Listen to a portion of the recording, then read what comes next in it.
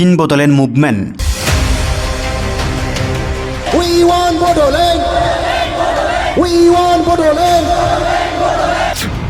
फैगौ 1 आगस्टआव जथुमगोन बड' national convention 1 August खालि मोनसे बड' नेशनेल कन्भेन्सन लिंनाय जादों। BSC, BTC आरो BTR आ बर'नि थाखाय थोजासे नङा नामा? फिन आलादा रायजो बड'लेण्ड सोमावसारफिननो थियारि। No Bodoland, no! Rest, no! Rest, no! Rest! बर' हारिनि गेजेराव आरोबाव फिन आलादा बड'लेण्ड रायजोनि दाबिखौ लानानै सोमावसारफिननायनि बिबुंथि। बड'लेण्ड रायजो सृष्टि खालामनाय सायाव जों सावरायगोन। एबार बे आन्दलनखौ जों ब्रिलियान्टलि जों दैदेननो सानदों। फैगौ 1 आगस्टआव गासै बर' माहारिनि मोनफ्रोमबो आफादफोरनि मेलेमजिबि दैदेनगिरिफोरखौ लानानै जथुमगोन बड' नेशनेल कन्भेन्सन। बे बाथ्राखौ खौरांगिरि मेलनि गेजेरजों मिथिहोदों बड'लेण्ड जनजाति सुरक्षा मन्चनि मावफुं आफादगिरि दावराव देख्रेब नार्जारिया।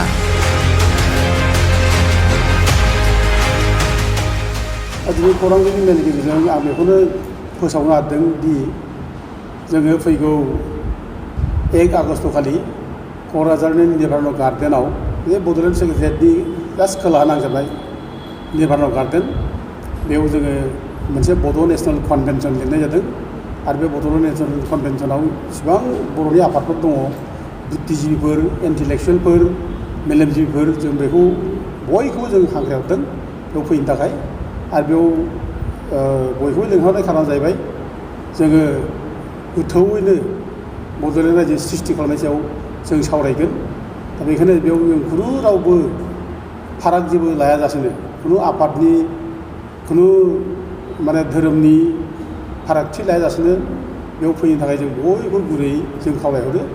आरो जोङो बे थारिखखालि जों 10थानिफ्रायनो स्टार्ट खालामगोन मिटिंखौ। आरो बेनिफ्राय जोङो दिल्लीयाव थांनाय जेरै प्रग्राम जाहा दङ, सेपारेट स्टेट रायजो बिनायनि धरना हैनाय, बेनि सायाव जोङो गोथौयैनो सावरायगोन। जोङो दा सावरायखांबाय थांनायनि बाथ्राखौ। जोङो 4 थारिखआव थांनाय डेटखौ जों थिग खालामबाय। दा हयथ' टिकेटआ मोनसे दिनावनो मोनजोबा जानो हागौ। दा थेवबो जों गुबुन गुबुन दिनब्लाबो जाय जेरै रोंगौ एरै टिकेटखौ दाननो थाखाय जोङो खावलायलायबाय। जायफ्रा जेरै हायो जाहाथे टिकेटखौ लानानै थाङो। मानोना जोङो जा सेस्था खालामदोंमोन बगि लानाय बाथ्रा, रिजार्भेसन मोनसे कच लानाय बाथ्रा बुंदोंमोन। दा बे कचआ जास्लाबाखसै, हाखु जाबाय। बेनिखायनो जोङो बयबो जाथि सिबिनो गोसो गोनां बयबो बड'लेण्ड रायजो लुबैग्रा जोंनि मोदोम गुदुं आफादनि नेताफोर, रायजो राजाफोर बयखौबो जोङो खावलायदों जाहाथे जायफोरा जोंजों कन्टेक्ट खालामनानै थांनायनि बेबस्थाखौ लायो। मानोना जों बे समाव हाग्रायावबो थाङाब्लाबो उफाय गैया। दा दिल्लीयाव पार्लियामेन्ट सेसन जागासिनो दङ, बे 13 थारिख आगस्टसिम जागोन।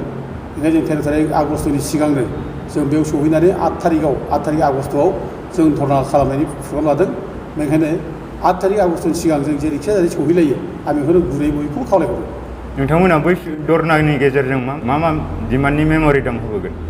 जोङो धर्नायाव फार्स्टलि मेइनलि जोंनि फकासिंआ जागोन सेपारेट स्टेट अफ बड'लेण्ड। जोंहा बड'लेण्ड रायजो नङाबा उफाय गैया। जोंनो बड'लेण्ड रायजो नांफिनसिगौ, जों बेखौ बुंगोन। आरो हयथ' मानो बड'लेण्ड रायजो बिफिननो गोनां जाखो बिनि खारनफोरखौ जों गासैबो बे मेम'रेन्डामाव लिरनाय जागोन। बिटिआर सुक्तिखौथ' एबसु खालामदों बै समाव।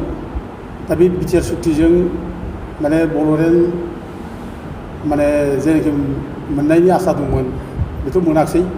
आरो बे बिटिआर सुक्तिजों जोंहा जेरोखोम बिटिसि मोनखाबायमोन, जोंहा जि खमथा मोनखाबायमोन 6 शिड्युल एरेन्जमेन्ट, बे 6 शिड्युल एरेन्जमेन्टआ जोबलांफिनबाय, गैला जेबो। बेनिखायनो जों दा सेपारेट स्टेट बड'लेण्डआव थांफिनाबा उफाय गैया। दा सुक्तिखौ खालामदों एबसुआ बै समाव। बिसोर बड'लेण्ड नाङा होननानै लिरना गारबोदों। रायजो नांनाया बेनो जोबथा फाइनाल सलिउसन जोंनि जाबाय होननानै लिरना गारबोदों। खिन्थु रायजोफ्रा बेखौ मानियाखै, रायजोफ्रा बेखौ गनाया।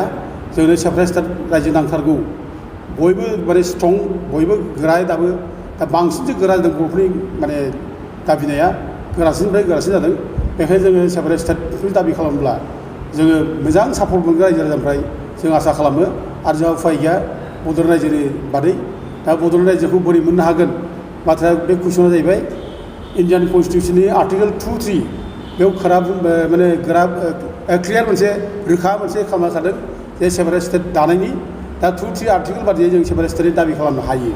ओमफ्राय लोगोसे जों बड'लेण्ड रायजो दानायनि जायनाखि दाबि खालामनाय, बे दाबि खालामनायनि जोंनि जुक्तिया जाहैबाय जे रायजोखौ अन दा बेसिस अफ लेंगुवेज दानाय जायो दा बर'फ्रा आलादा मोनसे राव दंखायो आलादा भाषा दंखायो डिस्टिंक्ट लेंगुवेज डिस्टिंक्ट कालचार जोंहा दंखायो आरो दिनैनि दिनाव बर' रावा 8 सिडुलाव हाबबाय इन्डियान कनस्टिटिउसननि 8 सिडुलाव हाबबाय दा बेसेबाय बे रावखौ मोनसे सेपारेट स्टेट आलादा मोनसे रायजोआवसो बाहायनांगौ जायो बाहायनांगौ बेखायनो जोंहा आलादा रायजो मोननायनि लामाया जोंहा रोखा जानानै दङ मोनगोन जोङो आरो लोगोसे जों आलादा रायजो बिनायाव जोंनि मोनसे सापर्टिं जोंनि जेनुइन माने पइन्टफ्रा जाहैबाय जे जोङो आसामनि थागिबि फिसा जोंनि बिनि भुमिपुत्र जोंनि राजा महाराजा बे जायगायाव रायजो खुंलांदों जोङो मिथिस'यै हायै समनिफ्रायनो बे जायगायाव रायजो खुंदों जे बुरनजिबिदफ्रा बुंनाय बायदि जे बे आसामा फार्स्टआव प्रागज्योतिषपुर होनना बुङोमोन बे प्रागज्योतिषपुरनि गिबिसिन राजानो जोंना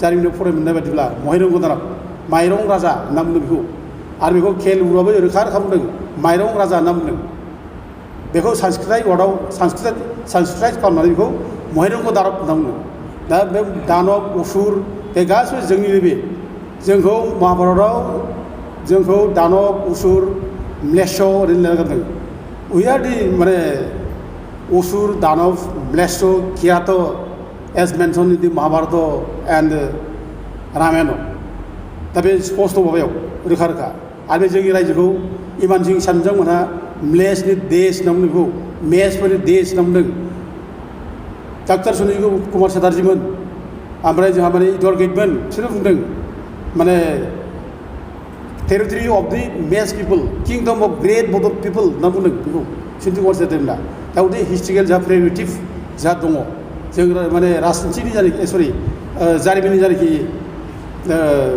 जोंहा बेकग्राउन्ड दं जारिमिननि बेकग्राउन्ड नायोब्ला जोंनि जारिमिननि बेकग्राउन्डआव बहुद स्ट्रं जोंहा जों बेजों दाबि खालामनो हायो जे जोङो बे जायगानि थागिबि फिसा दिनै आलाय सिलाय जाबाय बे थागिबि फिसाफ्रा दिनै जोङो रायजोखौ नांफिनसिगौ दा जोङो जायनाखि बिटिआर सुक्ति खालामदोंमोन बे बिटिआर सुक्तिजों जोंनि खुनु दाबिया फुलफिल जायाखिसै जोंनि लुबैनाय फुलफिल जायाखिसै जोंनि गथिखे इमिडियेटलि सेपारेट स्टेट क्रिएट खालामनो हानांगौ जों बे बाथ्राखौ भारत सरकाराव जोङो बुंनो हायो आरो लोगोसे भारत सरकारा गनायनो गोनां जागोन जों जेब्ला बिएससिनि जेब्ला माने सुक्ति खालामो बै समाव जों जेब्ला आन्दलन खालामो बै समावबो भारत सरकारा जोंनि दाबिखौ नाखस खालामाखै रावबो बुङाखै जे नोंसोर रायजो मोननायनि जयगथा गैया होनना रावबो बुंफेराखै जोंनि जायनाखि डिमान्ड जोंनि दाबि बेखौ बयबो गनायो कनसिड खालामो मानियो नोंगौ नोंसोर आसामनि थागिबि फिसा बेखौ बयबो मानिखायो आरो दिनै जोंहा माने बिटिसि मोनखाबाय जोंहा 6 सिडुल एरेन्जमेन्ट जोंहा दंखायो मोनसे बाउन्डारि दाना होखाबाय जोंहा मोनसे रायजो सासन खालामनायनि मोनसे एरिया खुंथाय एरिया जोंहा दंखासै दा गथिखे जों बेफोर ग्राउन्डआव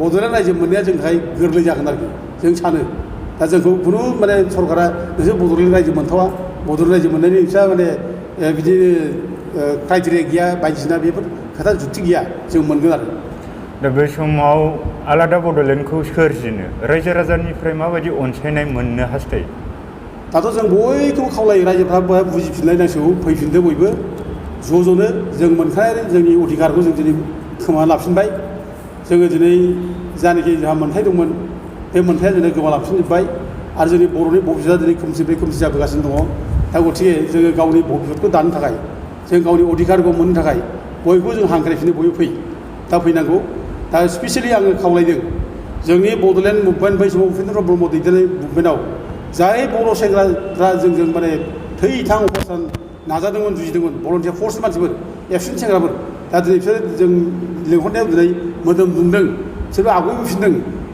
जोंबो थौ थांगोन जोंबो बे आन्दलनाव जों बारसोमगोन दिनै बेबायदि मोनसे स्पिरिट बे फैनायखौ जों नुदों आरो जों बिसोर थुलुंगा होगासिनो दं दिनै दा गथिखे जोङो बयबो जों खावलायदों बिसोर बादिबो जिबां दं आरो एनडिपिनि जिबां माने वार्कारफोर दं बिसोरबो फैनांगौ दिनै जायफोरा सारेन्डार जानानै फैयो सारेन्डार जानानै दंफैयो दा न'आव बेफोर फैनांगौ दा दिनै दुखुनांथाव बाथ्रा आं बेखौ मोनसे खोथा बुंनो सानदों दा दिनै बिटिआर सुक्ति जानायनि उनाव दिनै जोंनि अबस्था ओरैबायदि गाज्रि जाबाय दिनै दा बिटिआर सुक्तिजों जों जेरै माने जोंनि हाथियार लाग्राफोर बिसोरखौ जों जेरै निरापत्ता होनांगौमोन बिदि होनो हानाय जायाखिसै बिटिआर सुक्ति उनाव रन्जन दैमारिमोनहा जेलनिफ्राय गनांगौमोन बेबो गनायनि बेबस्था जायाखिसै जायफ्रा फासि अर्डार जाबाय बिसोरबो दा अर्डारानो दं बिसोरबो फासि जागोन बिसोरबो आरो गोबां जेलाव दाबो दङ बिसोर गवाखै आरो गोबां केस एनडिपिनि सेंग्राफोरनि केस दं बेबो उइद्र जायाखिसै आरो जायफ्रानो माने सारेन्डार जानानै न'आव थाफैबाय बिसोरबो दिनै थेला बोनानै जायो बन फाननानै जायो गोदाव सोराव जिबना सेरेखाय बेरेखाय जालांबाय